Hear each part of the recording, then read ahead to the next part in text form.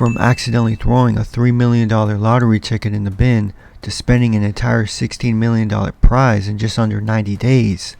These are the absolute dumbest lottery winners of all time, beginning with Jose Antonio Quat, who almost lost his entire fortune after getting someone else to claim the money for him. You see, when Jose won the $750,000 jackpot back in 2010, he was living in the US illegally, so Jose asked his boss to claim the prize on his behalf as he feared he couldn't claim the money without potentially facing legal trouble and deportation.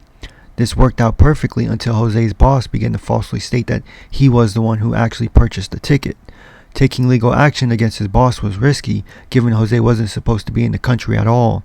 However, given he had security footage of him purchasing the ticket, Jose did so was able to prove that he was the rightful owner to the $750,000 prize. Only $250,000 of that went to taxes. Another $250,000 was spent on court fees, and throughout the legal process, Jose was jailed for drunk driving and was deported back to Guatemala as soon as he won the court case. However, at least Jose Antonio Quat got to keep some of his winnings, as Denise Rossi wasn't so fortunate. When Denise won a jackpot of $1.3 million back in 1996, she'd been married to Thomas Rossi for over 25 years. Yet the relationship was apparently lacking in transparency, as Denise didn't tell her husband about the win and instead filed for a divorce only 11 days after buying the lucky ticket. I was afraid to tell Thomas because I knew he would try to take the money away from me. I went to the lottery commission office and told them I was married but contemplating divorce.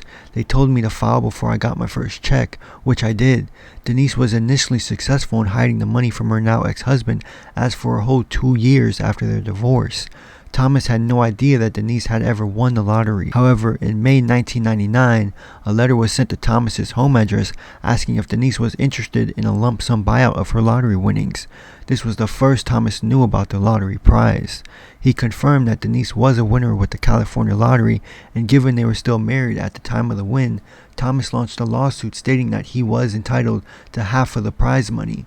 The judge specifically found that Denise's failure to disclose the lottery winnings constituted fraud, oppression, and malice, and as a result, the trial court awarded Thomas 100% of the lottery winnings, which left Denise with less than nothing considering she also had to pay for her own legal fees. However, Denise's loss of $1.3 million was still nothing compared to Evelyn Adams. Dubbed the luckiest woman in America, Evelyn Adams became the first person in human history to win the lottery twice, initially for $3.9 million in October of 1985, before winning another $1.4 million only 4 months later.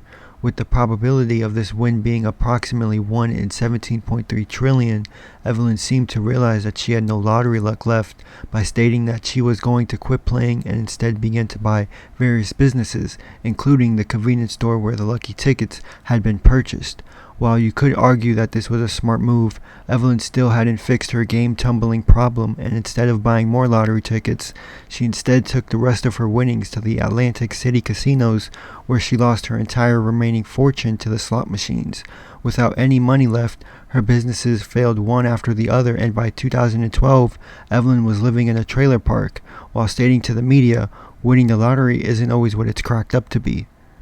Kelly Rogers likely had a similar outlook, as after winning over $1.8 million at the age of only 16, her life was also ruined. Initially, Kelly stated, "I will not go wild and spend loads. I'm going to take some advice and see an accountant. Hopefully I will make us all comfortable. I want to help my family, but I won't change. I just want a normal home, nothing posh. I just want a normal car as well." However, as soon as she received the money, Kelly instead spent £11,500 on 2 boob jobs, £300,000 on clothes, makeup, and tattoos, as well as £85,000 on top of the range of sports cars. Kelly spent a further £250,000 on holidays to locations, including Mexico and Euro Disney, £118,000 on gifts to former boyfriends, £190,000 in unreturned loans to friends and family members, and £50,500 on solicitor fees, all of which being purchased while she was still just in high school. Kelly did make a few smart purchases, such as an £180,000 bungalow and a $96,000 home for her mom. However, by the end of the year, Kelly was back to square one, being on welfare with only £2,000 left in her account. She since stated it was too much money for someone so young. Even if you say your life won't change, it does, and not for the better. Yeah, I just wish I was a bit older at the time of winning it because I think at 16 you're still just a child and overnight you've just got to grow up and become an adult, which is probably why she's now an advocate for raising Europe's legal gambling age from 16 to 18. Kelly Rogers certainly spent her money poorly. However, at least she had the chance to spend it, as 25-year-old Amanda Clayton from Detroit was no longer alive by the end of her spending spree. When Amanda won the $1 million jackpot back in 2011, it seemed as though her life had been changed overnight. However, her win quickly became controversial after the media learned that she was still collecting food stamps and benefit payments despite having won the lottery. Detroit woman is now the second lotto winner in the state to keep taking food stamps after hitting it big, and Amanda Clayton, who won $1 million and took home a $700,000 lump sum, the 24-year-old says even though she now owns 2 homes, she figured she was still allowed to use a bridged car.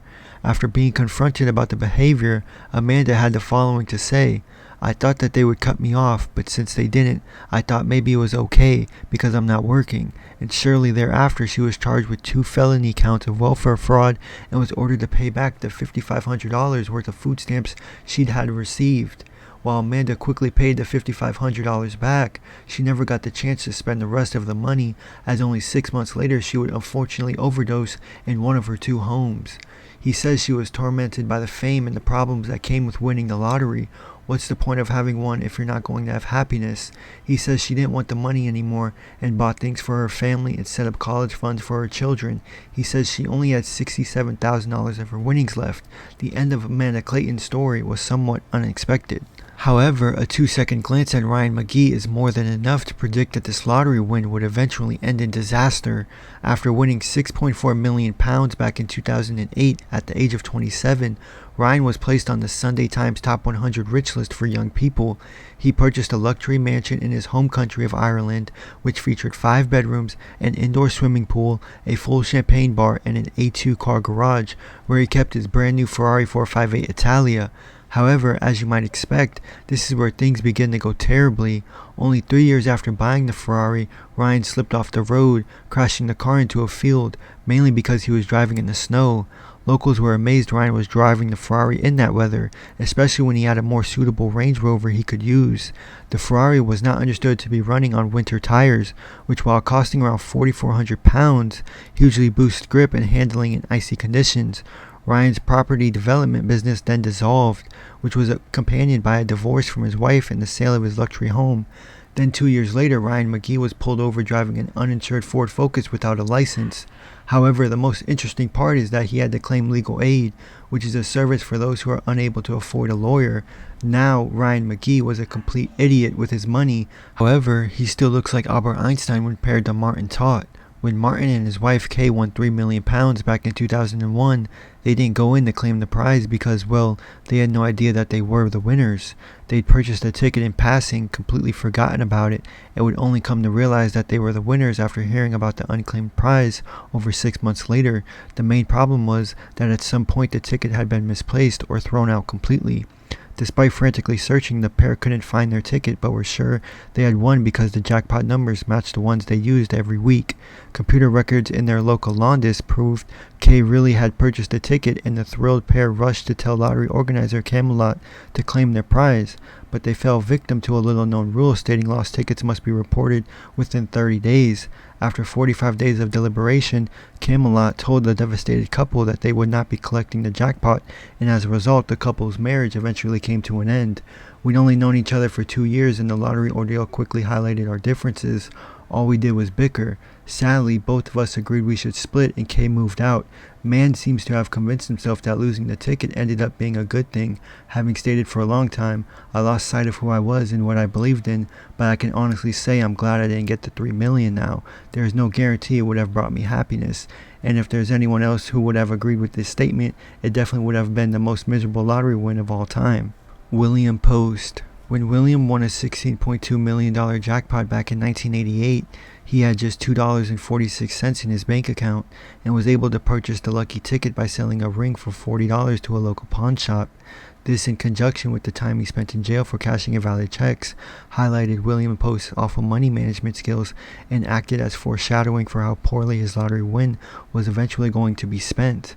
Only 84 days after receiving the $16.2 million, William Post had spent the entire fortune on a boat, a lease for a restaurant in Florida, a used car lot, as well as a private jet. However, even after all the money had been spent, Post took on a further $500,000 loan to purchase a mansion in Oil City, Pennsylvania. The problem was that William hadn't actually purchased the original ticket himself and had rather given the money to his girlfriend, who had bought the winning ticket for him. Because of this, she was able to successfully sue him for 1/3 of the winnings, meaning that Post now owed $5.4 million to his ex-girlfriend from the $16.2 million that he no longer had. Since Post was unable to make this payment, the judge ordered that his bank account be frozen until he was able to come up with the money. However, before he was able to sell enough stuff to pay the $5.4 million back, William was arrested and ordered to serve a 6 to 24-month prison term for an assault charge from 6 years prior. Towards the end of his life, Post was on his 7th marriage with over $1 million in debt and was getting by on food stamps at a job paying $450 per month.